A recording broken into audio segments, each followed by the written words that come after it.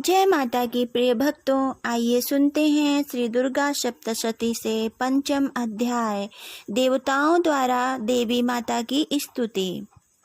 ओम अस्य श्री उत्तर चरित्रस्य रुद्र ऋषिः श्री महासरस्वती देवता अनुष्टुप छंदा भीमा शक्ति भ्रामरी बीजम सूर्यस्तत्वं सामवेदः स्वरूपम श्री महासरस्वती प्रीत्यर्थे उत्तर चरित्र पाठे विनियोगः।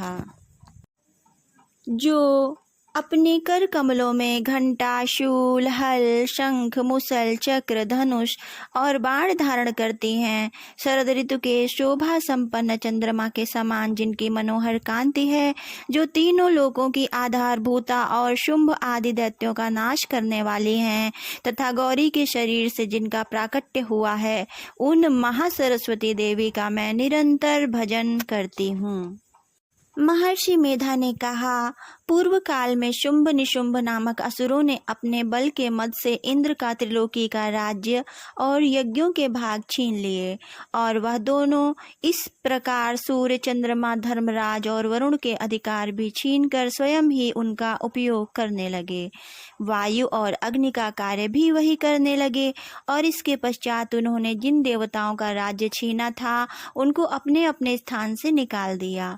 इस तरह से अधिकार छीने हुए दैत्यों तथा दैत्यों द्वारा निकाले हुए देवता अपराजिता देवी का स्मरण करने लगे कि देवी ने हमको वर दिया था कि मैं तुम्हारी संपूर्ण विपत्तियों को नष्ट करके रक्षा करूंगी। ऐसा विचार कर सब देवता हिमालय पर गए और भगवती विष्णु माया की स्तुति करने लगे। देवताओं ने कहा, देवी को नमस्कार है, शिव को नमस्कार है, प्रकृति और भद्रा को नमस्कार है, हम लोग रौद्र, नित्या और गौरी को नमस्कार करते हैं। ज्योत्सनामयी, चंद्र रूपिणी व सुख स्वरूपा देवी को निरंतर नमस्कार है। शरणागतों का कल्याण करने वाली वृद्धि और सिद्ध रूपा देवी को हम बार बार नमस्कार करते हैं, और नैऋत्य राजाओं की लक्ष्मी तथा सर्वाणी को नमस्कार है। दुर्गा को, दुर्ग स्थलों को पार करने वाली दुर्ग पारा को, सारा सर्वकारिणी ख्याति कृष्ण और धूम्र देवी को सदैव नमस्कार है। अत्यंत सौम तथा अत्यंत रौद्र रूपा को हम नमस्कार करते हैं, उन्हें हमारा बारंबार प्रणाम है। जगत की आधारभूत कृत देवी को बार बार नमस्कार है। जिस देवी को प्राणी मात्र विष्णु माया कहते हैं उसको नमस्कार है, उसको नमस्कार है, उसको नमस्कार है। जो देवी संपूर्ण प्राणियों में चेतना कहलाती हैं उनको नमस्कार है, उनको नमस्कार है, उनको नमस्कार है। जो देवी संपूर्ण प्राणियों में बुद्ध रूप से स्थित हैं उनको नमस्कार है, उनको नमस्कार है, उनको नमस्कार है। जो देवी सब प्राणियों में निद्रा रूप से विराजमान है उनको नमस्कार है, उनको नमस्कार है, उनको नमस्कार है। जो देवी संपूर्ण प्राणियों में क्षुधा रूप से विराजमान है उनको नमस्कार है, उनको नमस्कार है, उनको नमस्कार है। जो देवी संपूर्ण प्राणियों में छाया रूप से स्थित है उनको नमस्कार है, उनको नमस्कार है, उनको नमस्कार है। जो देवी सब प्राणियों में शक्ति रूप से स्थित है उनको नमस्कार है, उनको नमस्कार है, उनको नमस्कार है। जो देवी संपूर्ण प्राणियों में तृष्णा रूप से स्थित हैं उनको नमस्कार है, उनको नमस्कार है, उनको नमस्कार है। जो देवी सब प्राणियों में शांति रूप से स्थित हैं उनको नमस्कार है, उनको नमस्कार है, उनको नमस्कार है। जो देवी सब प्राणियों में जाति रूप से स्थित हैं उनको नमस्कार है, उनको नमस्कार है, उनको नमस्कार है। जो देवी सब प्राणियों में लज्जा रूप से स्थित हैं उनको नमस्कार है, उनको नमस्कार है, उनको नमस्कार है। जो देवी संपूर्ण प्राणियों में श्रद्धा रूप से स्थित हैं उनको नमस्कार है, उनको नमस्कार है, उनको नमस्कार है। जो देवी संपूर्ण प्राणियों में कांति रूप से स्थित है उनको नमस्कार है, उन देवी को नमस्कार है, नमस्कार है, नमस्कार है। जो देवी सब प्राणियों में लक्ष्मी रूप से स्थित है उनको नमस्कार है, उनको नमस्कार है, उनको नमस्कार है। जो देवी संपूर्ण प्राणियों में वृत्ति रूप से स्थित है उनको नमस्कार है, उनको नमस्कार है, उनको नमस्कार है। जो देवी सब प्राणियों में स्मृत रूप से विराजमान हैं उनको नमस्कार है, उनको नमस्कार है, उनको नमस्कार है। जो देवी सब प्राणियों में दया रूप से स्थित हैं उनको नमस्कार है, उनको नमस्कार है, उनको नमस्कार है। जो देवी सब प्राणियों में तुष्टि रूप से स्थित है उनको नमस्कार है, उनको नमस्कार है, उनको नमस्कार है। जो देवी संपूर्ण प्राणियों में मातृ रूप से स्थित है उनको नमस्कार है, उनको नमस्कार है, उनको नमस्कार है। जो देवी संपूर्ण प्राणियों में भ्रांति रूप से स्थित है उनको नमस्कार है, उनको नमस्कार है, उनको नमस्कार है। जो देवी संपूर्ण प्राणियों में नित्य व्यापक रहती है उनको नमस्कार है, उनको नमस्कार है, उनको नमस्कार है। जो देवी चैतन्य रूप से इस संपूर्ण संसार को व्याप्त करके स्थित है उनको नमस्कार है, उनको नमस्कार, उनको नमस्कार है। पूर्व काल में देवताओं ने अपने अभीष्ट फल पाने के लिए जिनकी स्तुति की है और देवराजेंद्र ने बहुत दिनों तक जिनका सेवन किया है, वह कल्याण की साधना भूता ईश्वरी हमारा कल्याण और मंगल करें तथा सारी विपत्तियों को नष्ट कर डालें। असुरों के सताए हुए हम संपूर्ण देवता उस परमेश्वरी को इस समय नमस्कार करते हैं तथा जो भक्ति पूर्वक स्मरण किए जाने पर तुरंत ही सब विपत्तियों को नष्ट कर देती हैं, वह जगदम्बा इस समय भी हमारा मंगल करके हमारी समस्त विपत्तियों को दूर करें। महर्षि मेधा ने कहा, हे राजन, इस प्रकार जब देवता स्तुति कर रहे थे तो उसी समय पार्वती देवी गंगा में स्नान करने के लिए आई। तब उनके शरीर से प्रकट होकर शिवा देवी बोली, शुंभ दैत्य के द्वारा स्वर्ग से निकाले हुए और निशुंभ से हारे हुए यह देवता मेरी स्तुति कर रहे हैं। पार्वती के शरीर से अंबिका निकली थी, इसलिए उनको संपूर्ण लोकों में कौशिकी कहा जाता है। कौशिकी के प्रकट होने के पश्चात पार्वती देवी का शरीर काले रंग का हो गया और वह हिमालय पर रहने वाली कालिका देवी के नाम से प्रसिद्ध हुई। फिर शुंभ और निशुंभ के दूत चंड और मुंड वहां आए और उन्होंने परम मनोहर रूप वाली अंबिका देवी को देखा।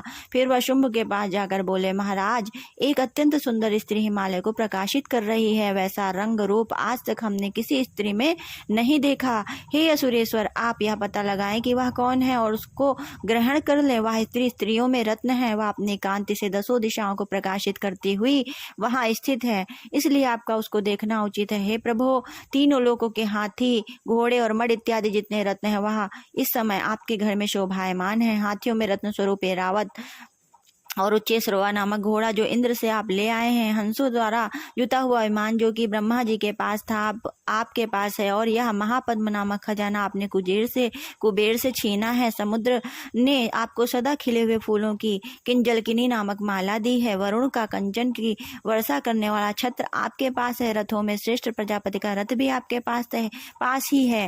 हे दैत्येंद्र, मृत्यु से उत्क्रांतिका नामक शक्ति भी आपने छीन ली है और वरुण का पाश भी आपके भ्राता निशुंभ के अधिकार में है। जो अग्नि में न जल सके ऐसे 2 वस्त्र भी अग्निदेव ने आपको दिए हैं। हे दैत्यराज, इस प्रकार सारी रत्न रूपी वस्तुएं आप संग्रह कर चुके हैं, तो फिर यह कल्याणकारी स्त्रियों में रत्न रूप अनुपम स्त्री आप क्यों नहीं ग्रहण करते? महर्षि मेधा बोले, चंडमुंड का यह वचन सुनकर शुंभ ने विचारा कि सुग्रीव को अपना दूत बनाकर देवी के पास भेजा जाए। प्रथम उसको सब कुछ समझा दिया और कहा कि वहां जाकर उसको अच्छी तरह से समझाना और ऐसा उपाय करना जिससे वह प्रसन्न होकर तुरंत मेरे पास चली आए। भले प्रकार समझाकर कहना। दूत सुग्रीव पर्वत के उस रमणीय भाग में पहुंचा जहां देवी रहती थी। दूत ने कहा, हे देवी, दैत्यों का राजा शुंभ जो इस समय तीनों लोकों का स्वामी है, मैं उसका दूत हूँ और यहाँ तुम्हारे पास आया हूँ। संपूर्ण देवता उसकी आज्ञा एक स्वर से मानते हैं। अब जो कुछ उसने कहला भेजा है वह सुनो। उन्होंने कहा है कि इस समय संपूर्ण लोकी मेरे वश में है और संपूर्ण यज्ञों के भाग को पृथक पृथक मैं ही लेता हूँ और तीनों लोकों में जितने श्रेष्ठ रत्न है वह सब मेरे पास है। देवराजेंद्र का वाहन ऐरावत मेरे पास है जो मैंने छीन लिया है। उच्चैश्रवा नामक घोड़ा जो क्षीर सागर मंथन करने से प्रकट हुआ था उसे देवताओं ने मुझे समर्पित किया है। हे सुंदरी, इनके अतिरिक्त और भी जो रत्न भूषण पदार्थ देवताओं के पास थे वह सब मेरे पास हैं। हे देवी, मैं तुम्हें संसार में स्त्रियों में रत्न मानता हूँ क्योंकि रत्नों का उपभोग करने वाला मैं ही हूँ। हे चंचल कटाक्षों वाली सुंदरी, अब यह मैं तुझ पर छोड़ता हूँ। तू मेरे या मेरे भाई महापराक्रमी निशुंभ की सेवा में आ जाए। यदि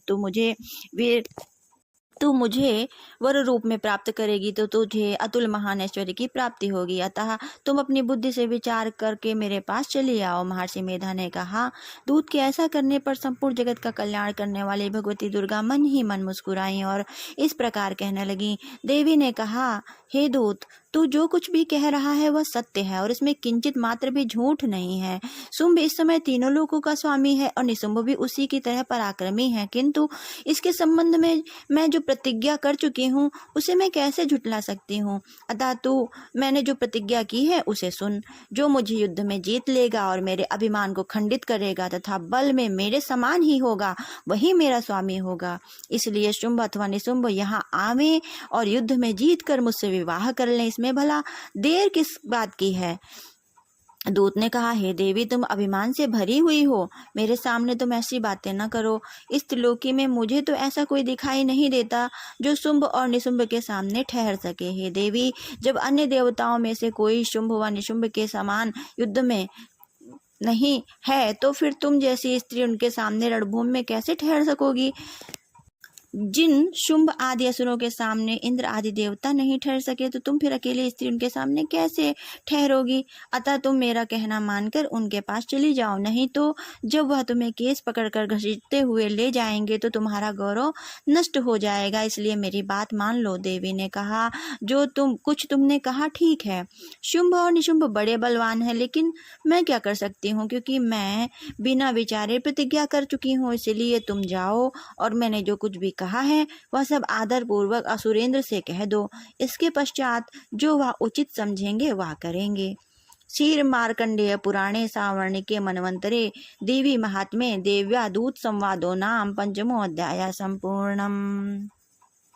बोलो अम्बे भवानी की जय।